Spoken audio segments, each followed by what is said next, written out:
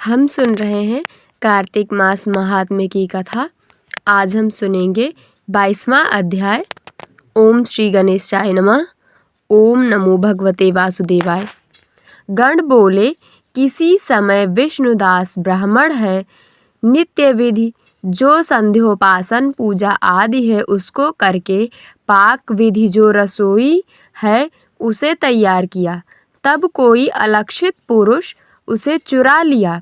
तब वह उन पदार्थों को न देखकर भी सायंकाल के पूजन और व्रत में बाधा न हो, इस भय से वह ब्राह्मण फिर पाक न किया। दूसरे दिन फिर पाक करके जब वह विष्णु को नैवेद्य लगाने लगा, तब कोई अलक्षित पुरुष फिर ले गया। हे राजन, ऐसे 7 दिन पर्यंत कोई उसका पाक हर ले गया। उसके बाद विस्मय सहित वह मन में ऐसा विचार करने लगा, आश्चर्य की बात है कि नित्य आकर मेरा पाक कौन ले जाता है। यह क्षेत्र सन्यासी का स्थान है, मुझको सर्वथा नहीं त्यागना चाहिए। यदि दूसरा पाक बनाकर भोजन किया जाए तो यह सायंकाल का पूजन कैसे छोड़ा जाए। यदि पाक तैयार करते ही भोजन करके यह भी मुझसे न होगा, क्योंकि हरि को बिना अर्पण किए वैष्णव से भोजन नहीं किया जाता है। 7 दिन का उपासा मैं यहाँ व्रत में स्थित हूँ। अब मैं इस पाक की भली प्रकार रक्षा करूँगा। इस प्रकार वह पाक तैयार करके वहाँ ही छिपके बैठा। तब पाक के अन्न को ले जाने के लिए आए हुए एक चांडाल को देखा। क्षुधा से दुर्बल दीन है मुख जिसका, और हाड़ तथा चाम है बाकी जिसमें उस चांडाल को देख वह श्रेष्ठ ब्राह्मण दया से मन में दुखी हुआ। वह ब्राह्मण उस अन्न को ले जाने वाले को देखकर ठहर ऐसे कहकर दौड़ा और बोला, अन्न रूखा क्या खाएगा, यह घी ले। ऐसा कहता हुआ वह घी का पात्र ले उसके पीछे गया। ऐसे कहता हुआ आया जो वह श्रेष्ठ ब्राह्मण है। उसे देख वह चांडाल उसके भय से वेग से भागा और मूर्छित होकर गिर पड़ा। वह ब्राह्मण उस चांडाल को भयभीत और मूर्छित देख शीघ्र वस्त्रों के अंचल से पवन करने लगा। उसके बाद उठे हुए उसी चांडाल को विष्णुदास शंख चक्र गदाधारी साक्षात नारायण देव को देखा। पीले हैं वस्त्र, जिनके 4 भुजाओं से युक्त श्रीवत्स का चिन्ह है, जिनके मुकुट को धारण किए अतिशी के फूल के समान है रंग, जिनके कौस्तुभ मणि है वक्षस्थल में, जिनके ऐसे भगवान को देखा। उनको देखकर वह ब्राह्मण सात्विक भाव से युक्त हो उस समय स्तुति करने और नमस्कार करने में न समर्थ हुआ।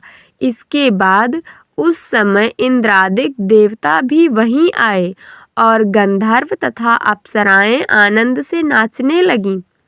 उस समय वह स्थान सैकड़ों विमानों से परिपूर्ण और देवता तथा ऋषिगणों से युक्त और गाने बजाने के शब्द से शब्दायमान हो गया।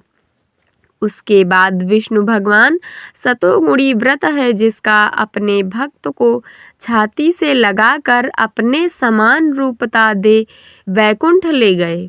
श्रेष्ठ विमान में बैठकर विष्णु के समीप जाते हुए विष्णुदास को यज्ञ की दीक्षा से युक्त उस चोल राजा ने देखा। वैकुंठ भवन को जाते हुए विष्णुदास को देख वह राजा चोल अपने गुरु मुदगल को बुलाकर इस प्रकार वचन बोला। चोल बोला, जिसकी स्पर्धा से मैंने यज्ञ दान किया वह ब्राह्मण विष्णु का रूप धरकर वैकुंठ को जा रहा है।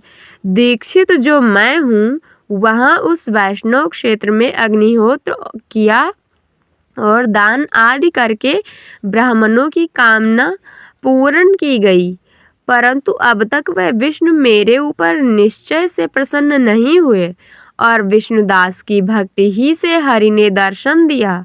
इससे दान और यज्ञ करके विष्णु नहीं प्रसन्न होते हैं, अतः भक्ति ही उस विभु के दर्शन में मुख्य कारण है, अर्थात भक्ति ही से प्रसन्न होते हैं।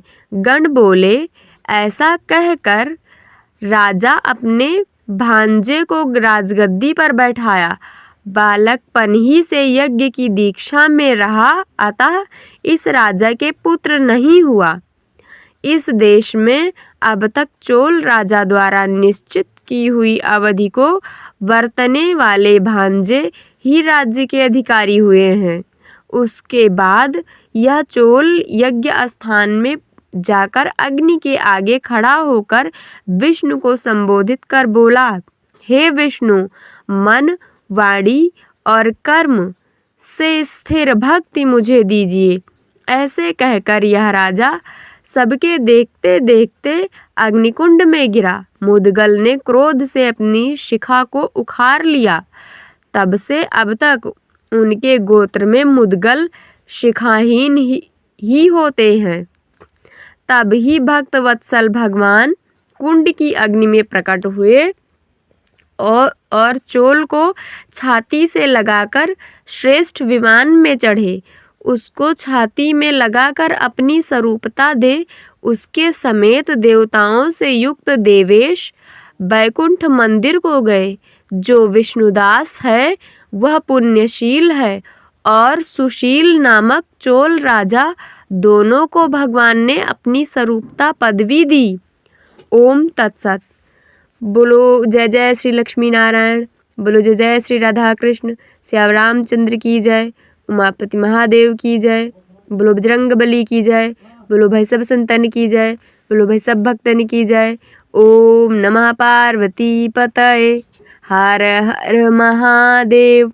जय जय श्री राधे, जय जय श्री राधे।